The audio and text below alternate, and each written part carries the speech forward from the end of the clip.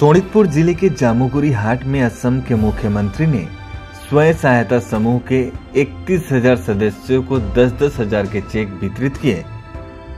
तस्वीरें आप देख सकते हैं। असम के मुख्यमंत्री हेमंत बिस्वा शर्मा जामुगुरी हाट पहुंचे, जहां उन्होंने महिला उद्यमिता अभियान के तहत स्वयं सहायता समूह सदस्यों को चेक वितरित किए। आपको बता दें कि सोनितपुर जिले में 31,000 से अधिक महिलाओं को इसका लाभ मिलेगा।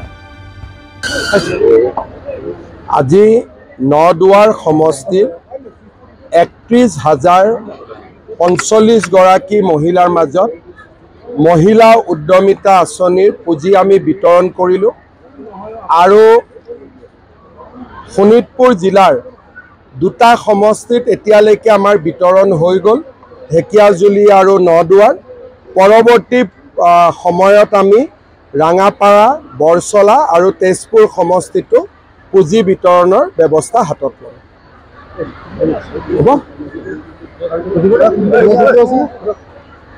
সুধিবলগীয়া কি সদায়তো সুধিয়ে আছে।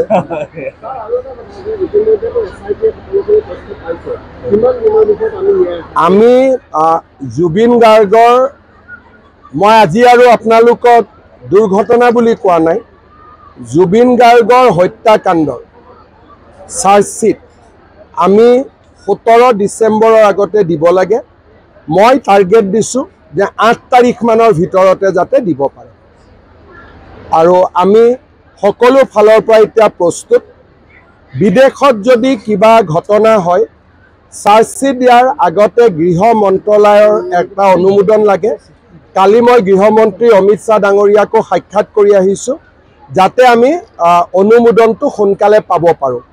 গতিকে মই ভাবোঁ যে অহা 3-4 দিনৰ ভিতৰতে SITয়ে MHAলৈকে লিখিব, মিনিষ্ট্ৰী অফ হোম এফেয়াৰ্ছলৈকে অনুমোদন আমি পাই যাম, আৰু লগে লগে আমি লাষ্ট ডেট 8-9-7 আমি চাৰ্জশ্বিট দি দিম। আমি অসম চৰকাৰ, আপোনালোকে RTI মাৰিব পাৰে, অসম চৰকাৰ একো নাই। মইতো নাজানো, কিন্তু মই জানো যে অসম চৰকাৰৰ কোনো বৰঙণি নাই।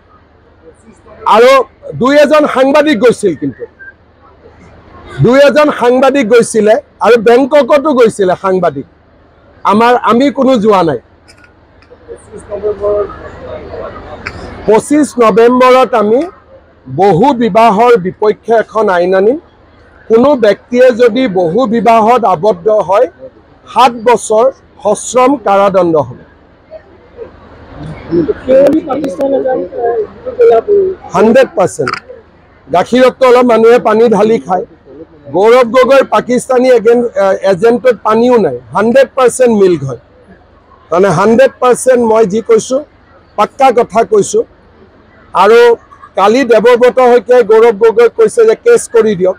কেছ কৰিলেতো ময়ো ভালেই পাওঁ, কেছ কৰক মোৰ ওপৰত, কিন্তু নকৰিলেও জুবিন গাৰ্গৰ চাৰ্জশ্বিট দিয়াৰ পিছতে গৌৰৱ গগৈৰ কাণ্ড আমি মুকলি কৰি দিম। 10 ছেপ্টেম্বৰৰ পৰা অলপ সময় লৈছোঁ বুলি ধৰি লওক। 10 ছেপ্টেম্বৰত নহয়, 10 জানুৱাৰীত দিলোঁ। তাৰ পৰাতো কোনো পৰিৱৰ্তনটো একো নহয়। মই ক'লোঁ যে 10 ছেপ্টেম্বৰত দিম, নিদিলোঁ, 10 নৱেম্বৰত দিলোঁ। তাৰ পৰা কি ক্ষতি হ'ব পাৰে?